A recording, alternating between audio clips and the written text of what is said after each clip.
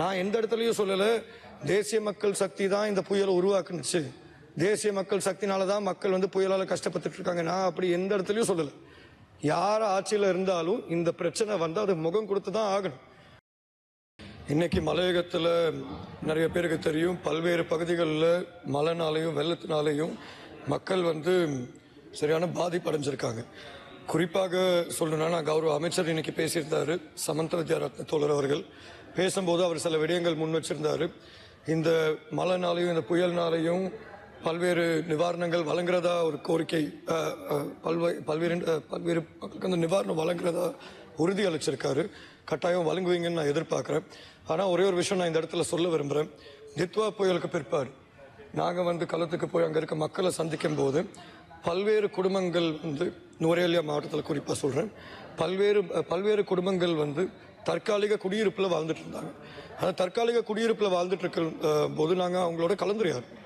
அப்போ அவங்க வச்சிருந்த ஒரே ஒரு கோரிக்கை என்னன்னா, காவல்துறை மூலியமாகவும் தோட்ட முகாமையாளர் மூலியமாகவும் பல்வேறு தடவை அவங்க அதிகமான அளவு ப்ரெஷர் போட்டு மக்கள் அந்த பகுதியிலிருந்து திருப்பி ஆபத்து என்று அங்கீகாரம் பெற்ற பகுதிக்கு நவரணும்னு சொல்லியிருந்தாங்க. அவங்க வந்து ஏற்கனவே இருந்த வீட்டில் மண் சரிவு ஏற்படுறதுக்கு வாய்ப்பு அதிகமாக இருக்குது, இது சிவப்பு பகுதி என்று NBRO தெளிவாக சொல்லியிருக்காங்க. அப்படி இருக்கும்போது இந்த தற்காலிக குடியிருப்பில் மக்களை திருப்பி அந்த பகுதிக்கு போய் சொல்றதுல எந்த நியாயமும் இல்லைன்னு அன்னைக்கு நாங்கள் பாராளுமன்றத்தில் சொன்னோம். அது மட்டும் இல்லாமல் ஒரு வேளை மக்கள் அங்கே போய் மீண்டும் ஏதாச்சும் புயல் இல்லாட்டி மழை ஏற்பட்டு மக்களுக்கு ஏதாச்சும் சேதாரம் ஆச்சுன்னா அதுக்கு யார் பொறுப்பு கூறுவாங்கன்னு கூட நாங்கள் ஒரு கேள்வி இதை பாராளுமன்றத்தில் எழுப்பியிருக்கோம். இன்னைக்கு நுவரேலியா மாவட்டத்தை பொறுத்த வரைக்கும் GAN புள்ளி விவரங்கள் படி 1091 குடும்பங்கள் பாதிக்கப்பட்டிருக்கு. கிட்டத்தட்ட 4000க்கும் மேலான மக்கள் பாதிக்கப்பட்டிருக்காங்க. அது மட்டும் இல்லாமல் 523 குடும்பங்கள் வந்து 20 தற்காலிக குடியிருப்பில் வாழ்ந்துட்டு இருக்காங்க. 6 பேர் உயிரிழந்திருக்காங்க. அப்படி இருக்கும்போது இது வந்து மலையகத்தில் ஒரு ஆபத்தான சூழ்நிலை. இந்த சூழ்நிலையை அரசாங்கம் கட்டாயம் கருத்தில் எடுத்து நிவாரணம் வழங்குவாங்கன்னு நான் எதிர்பார்க்குறேன். கௌரவ அமைச்சர் சமந்த வித்யாரத்னா அவர்கள் இந்த இடத்துல இல்லைன்னா கூட கௌரவ அமைச்சர் சந்திரசேகரன் அவர்கள் இருக்காரு. அவர் கட்டாயம் இதுக்கு ஒரு பதில் இன்னைக்கு இல்லாட்டி நாளைக்கு வழங்குவார்னு நான் எதிர்பார்க்குறேன். அது மட்டும் இல்லாமல் நாங்கள் சமீபத்தில் ஜனாதிபதி அவர்களை சந்திச்சிருந்தோம். ஜனாதிபதி அவர்களை சந்திச்சு எங்களுக்கு குறிப்பாக இருக்கிற விஷயம் என்னன்னு நாங்கள் சொல்லியிருந்தோம். அது வந்து மாநசபை பிரச்சனையாக இருக்கலாம், இல்லாட்டி புதிய அரசியல் அமைப்பாக இருக்கலாம். ஆனால் இந்த இடத்துல நான் பேச விரும்புகிற விஷயம் காணி சம்பந்தமான விடயம். இந்த காணி சம்பந்தமான விடயத்தை நான் ஏன் இப்போ பேசுறேன்னா, இன்னைக்கு கூட மக்கள் பாதிக்கப்பட்டு காணி இல்லாமல் இடம் இல்லாமல் பல்வேறு பகுதிகளில் தான் வாழ்ந்துட்டு இருக்காங்க. இந்த மாதிரி ஒரு சூழலில் அவங்களுக்கு காணி வழங்குறது ஒரு பொருத்தமான திட்டமாக அமையும். ஜனாதிபதி அவர்கள்கிட்ட பேசும்போது ஜனாதிபதி அவர்களுக்கு நான் நன்றி சொல்லி ஆகணும். ஆனால் அதே நேரத்தில் எனக்கு இருந்த சில குறைபாடுகளை நான் இந்த இடத்துல முன்வைக்க விரும்புகிறேன்.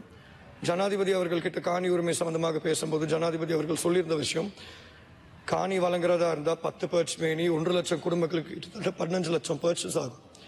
நாம் வந்து இயற்கை வளங்களை பாதுகாக்கணும், அங்கே இருக்க மரங்களை பாதுகாக்கணும். அதை நான் ஏற்றுக்கிறேன், இயற்கையை பாதுகாத்து தான் ஆகணும், நான் இல்லைன்னு சொல்ல. இயற்கையை நிறைய பேர் சுரண்டி இன்னைக்கு வந்து மண் சரிவு ஆகிறதுக்கு அதுவும் ஒரு காரணமாக அமைஞ்சிருக்கு, நம்ம இல்லைன்னு சொல்ல முடியாது. ஆனால் அதே நேரத்தில் இன்னைக்கு வந்து மக்களுக்கு காணி உரிமை வழங்காத காரணம் ஏன்னா வளங்களை பாதுகாக்கணும்னு சொல்றதே எங்களால் ஏற்றுக்கொள்ள முடியாது. ஏன்னா எவ்வளவுக்கு எவ்வளோ வளங்கள் முக்கியமோ அவ்வளவுக்கு அவ்வளோ அதையும் தாண்டி அங்கே வாழ்ற மக்கள் முக்கியம். நாங்கள் காணி உரிமை வழங்குங்கன்னு சொல்லும் போது 15 லட்சம் பர்ச் சும்மா எடுத்து கொடுங்கன்னு நாங்கள் சொல்லலை. இன்னைக்கு மக்கள் வந்து லைனறைகளில் வாழ்ந்துட்டு இருக்காங்க. கௌரவ அமைச்சர் சமந்த வித்யாரத்ன காலையில் அவர்கிட்ட ஒரே ஒரு வருத்தத்துக்குரிய விஷயம், நான் அவர்கிட்ட இருந்து எதிர்பார்த்தது ஒரு பொறுப்பான அமைச்சரா இந்த மக்கள் சம்பந்தமாக நிவாரண திட்டம் என்ன, இல்லாட்டி இன்னைக்கு வந்து கொழும்பு நுவரேலியா ரோடு மூடப்பட்டிருக்கு, இந்த மாதிரி விடயங்களுக்கு தீர்வு என்னன்னு அவர் சொல்வார்னு எதிர்பார்த்தா வளமை போல அவர் எந்திரிச்சு ஏற்கனவே இருந்த ஆட்சியாளர்கள்னால தான் பிரச்சனை, நான் எங்களால் மலையை கட்டுப்படுத்த முடியுமா, யாருமே விமர்சிக்கல. நான் எந்த இடத்துலையும் சொல்லலை தேசிய மக்கள் சக்தி தான் இந்த புயலை உருவாக்குனுச்சு, தேசிய மக்கள் சக்தினால தான் மக்கள் வந்து புயலால் கஷ்டப்பட்டுட்டு இருக்காங்க. நான் அப்படி எந்த இடத்துலையும் சொல்லலை. யார் ஆட்சியில் இருந்தாலும் இந்த பிரச்சனை வந்து அது முகம் கொடுத்து தான் ஆகணும். ஆனால் பொறுப்பில் இருக்க அமைச்சர் அவர்கள் வந்து தீர்வு காண்றதுக்கு பதிலாக மீண்டும் திருப்பி எதிர்கட்சியை கை காமிச்சு இல்லை எதிர்கட்சினால தான் எதிர்கட்சி ஆளலாம்னு சொல்றதை என்னால் ஏற்றுக்க முடியாது. நான் என்னோட உரையில யாரையும் விமர்சிக்கணும், அது என்னோட எண்ணம் கிடையாது. ஆனா இது அமைச்சரின் செயல்பாட்டு காரணமா தான் நான் இந்த விஷயத்தை வெளிப்படையா சொல்லிட்டு இருக்கேன். காரணம் வந்து நீங்க வந்து சிந்திச்சு பாருங்க. ගරු මන්ත්‍රීතුමා තව විනාඩි 2ක් කාලයක් තිබෙන්නේ. நன்றி. நீங்க வந்து சிந்திச்சு பாருங்க. இன்னைக்கு வந்து ஆயிரக்கணக்கான மக்கள் வந்து உறவினர் வீட்லயும் அவங்க சொந்த வீட்ல இருந்து பயத்தினால வெளியே வந்து வாழ்ந்துட்டு இருக்காங்க.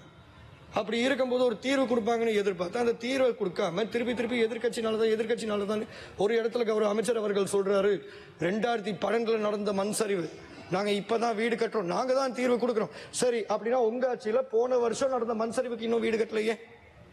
அன்னைக்கு பாக்குறேன் ஜனாதிபதி அவர்கள் வந்து கேகோல் ஒரு வீடு திறக்கிறாரு, தித்வா புயல்னால பாதிக்கப்பட்ட மக்களுக்கு நாங்க வீடு வழங்குறோம். சரி, மலையகத்துல யாருக்கு வழங்குறோம்? அது மட்டும் இல்லாம எனக்கு ஒரே ஒரு கேள்வி இருக்கு. இப்ப நீங்க கட்டுற வீடு மலையகத்துக்கு இந்த கட்டப்படுற வீடுகள் 1300 வீடுகளுக்கு அடியில வர வீடு திட்டமா, இல்லாட்டி அதை தாண்டி நீங்க ஆரம்பத்துல கொடுத்த அறிக்கை மாதிரி 4500 வீடுக்கு அடியில வர வீடு திட்டமா? ஏன்னா அதுலதான் எங்களுக்கு குழப்பம் இருக்கு. எனக்கு எந்த இடத்துலயும் இந்த வீடு திட்டம் இடைநிறுத்தப்படணும் இல்லாட்டி இழுத்தடிக்கப்படணும், அது என்னோட நோக்கம் கிடையாது. ஆனா இங்க இருக்க மலையகத்தை பிரதித்துவப்படுத்துற அனைவர்கிட்டயும் சொல்றேன், ஒரு அமைச்சர் அவர்கள் கிட்டயும் நான் சொல்றேன், இதுல பிரச்சனை வந்து ஆட்சியில் இருக்க நீங்களோ இல்லாட்டி இதுக்கு முன்னாள் ஆட்சியில் இருக்கவங்களோ இல்லாட்டி இனிமே ஆட்சிக்கு வரப்போறவங்களோ கிடையாது. இதுக்கு பிரச்சனை நான் இது பல்வேறு தடவை நான் இந்த இடத்துல சொல்லிட்டேன். இதுக்கு முக்கியமான பிரச்சனை பெருந்தோட்ட நிறுவனங்கள். ஏன்னா பெருந்தோட்ட நிறுவனங்களை பொறுத்த வரைக்கும் நீங்களே பார்த்திருப்பீங்க, தித்வா புயலுக்கு பிற்பாடு நீங்க வேற ஏதாச்சும் ஒரு பகுதியில் வீடு கட்டணும்னு நினைச்சா உடனே கட்ட முடியும். ஆனா மலையகத்துல கட்டணும்னு நினைச்சா பெருந்தோட்ட நிறுவனத்திலிருந்து நிதி அமைச்சிலிருந்து அனைவர்கிட்ட இருந்தும் அனுமதி வாங்கின பிற்பாடு தான் உங்களால அந்த வீடை கட்ட முடியும். அப்படின்னா பிரச்சனை நீங்க ஒத்துக்க முடியுமா? இல்லை, பிரச்சனை வந்து அந்த சிஸ்டம். நம்ம அந்த சிஸ்டமை மாத்தணும்னா வேலை தயவு செய்து இந்த பாராளுமன்றத்தின் ஊடாக அந்த ஒப்பந்தத்தை நம்ம திருப்பி பார்ப்போம். அந்த ஒப்பந்தத்தை எக்காரணத்தை கொண்டும் எக்ஸ்டெண்ட் பண்ண அனுமதிக்க முடியாது. ஏன்னா பெருந்தோட்ட நிறுவனங்களை பொறுத்த வரைக்கும் இருக்கிற 22 நிறுவனங்கள்ல 16 நிறுவனங்கள். Just 1 minute, I'm almost done. கௌரவ அமைச்சர் அவர்களே, நீங்க வந்து மலையகத்துக்கு புதுசு இல்ல, தொழிற்சங்கத்துக்கும் புதுசு இல்ல. உங்களுக்கே நல்லா தெரியும், நீங்க எதிர்கட்சியில இருந்த காலத்துல இருந்து சரி, நீங்க பாராளுமன்றத்துல இல்லாம இருந்த காலத்திலயும் சரி, பெருந்தோட்ட நிறுவனங்கள் 16 கம்பெனி என்ன சொல்லியிருக்காங்க, நாங்க வந்து நஷ்டத்தை பார்க்கிறோம். நஷ்டத்தை பார்க்கிறவனுக்கு நம்ம ஏன் ஒப்பந்தத்தை கொடுக்கிறோம்? அப்படி இருக்கும்போது அன்னைக்கு ஒரு வார்த்தை சொல்லப்பட்டுச்சு, நான் இந்த சபையில் அதை பத்தி வெளியே பேசுறது நாகரிகம் கிடையாது. ஆனா இந்த ஒப்பந்தத்தை அதிகரிக்கிற மாதிரி ஒரு பேச்சு ஒன்று வந்திருக்கு. அதை கட்டாயம் நீங்க எதிர்ப்பீங்கன்னு நான் எதிர்பார்க்கிறேன். ஏன்னா நம்ம திருப்பி மக்களை பகடுகாய வச்சு இந்த ஒப்பந்தத்தை இன்னும் நீடிக்கிறதுல எனக்கு எந்த விதமான இஷ்டமும் கிடையாது. உங்களுக்கும் அதே நிலப்பாட்டுன்னு தான் நான் எதிர்பார்க்கிறேன். நன்றி கௌரவ அமைச்சர்.